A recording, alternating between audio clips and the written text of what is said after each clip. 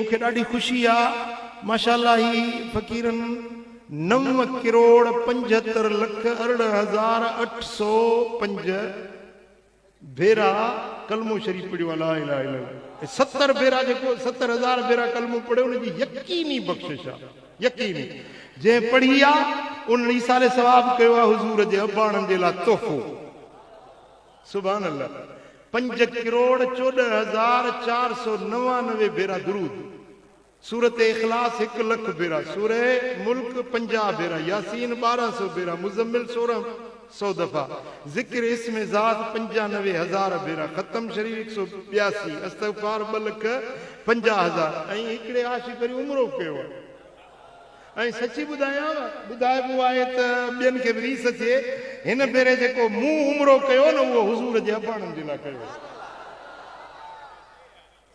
ऐं मूंखे Medina Munawwara में हिकिड़ो अल्लाह जो सालियो बानो मिलियो हर साल मदीने ईंदो आहे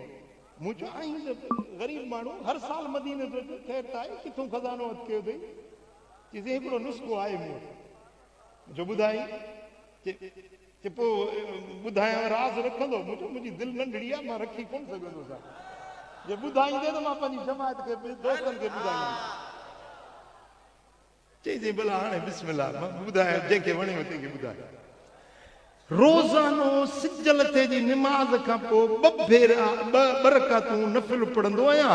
चवंदो मौला हिन 2 नफ़िलनि जो सवाबु हुजूर जे अब्बा साईं अम्मा साईं जी रूह खे पहुचे 2 रकातूं नफ़िल पढ़ी हुजूर जे वालिदैन करीमनि जे रूह मुबारकनि खे ईसाले सवाब कंदो आहियां साल में 2 भेरा 3 भेरा कॾहिं 4 भेरा हाज़िरी थींदी आहे सिक लॻंदी आहे मदीने जी सॾड़ो कंदो आहियां कोन को अल्लाह जो बानो टिकेट ॾींदो आहे वञ मदीने शरीफ़ ऐं अहले दिल तवज्जो आहे मुड़े अहले दिल अहले नज़र अहले मारिफत चयो आहे त जेको बि हुजूर अलैहिस्सलातु वस्सलाम जे अबाणनि जे लाइ कुछ भी कोशिश करे मसलन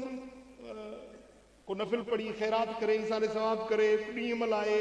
या उन्हनि जे रूह खे ख़ुशि करण जे लाइ दुआ घुरे कहिड़ो बि उन्हनि जे लाइ माण्हू को कमु करे थो त अल्लाह तबारक व तआला उन जे दिल में उन जे रिज़्क़ में उन जे इज़्ज़त में कुशादगी पैदा कंदो ही ॿियो नुस्ख़ो अथव जी हुजूर जे अबाणनि जे लाइ जेकॾहिं तव्हां का बि कंहिं बि तरह जी कोशिश कयो था इन जो सिलो तव्हांखे इहो मिलंदो जो तव्हांजे रिज़्क़ खे रब वधाईंदो तव्हांजे इज़्ज़त खे रब वधाईंदो तव्हांजे मामलात में रब आसानी पैदा फरमाईंदो तव्हां अॼु खां वठी वञी आज़मायो जेकॾहिं तव्हांखे फ़ाइदो न थिए त फ़क़ीर वेठो आहे लिकी त कोन वियो आहियां न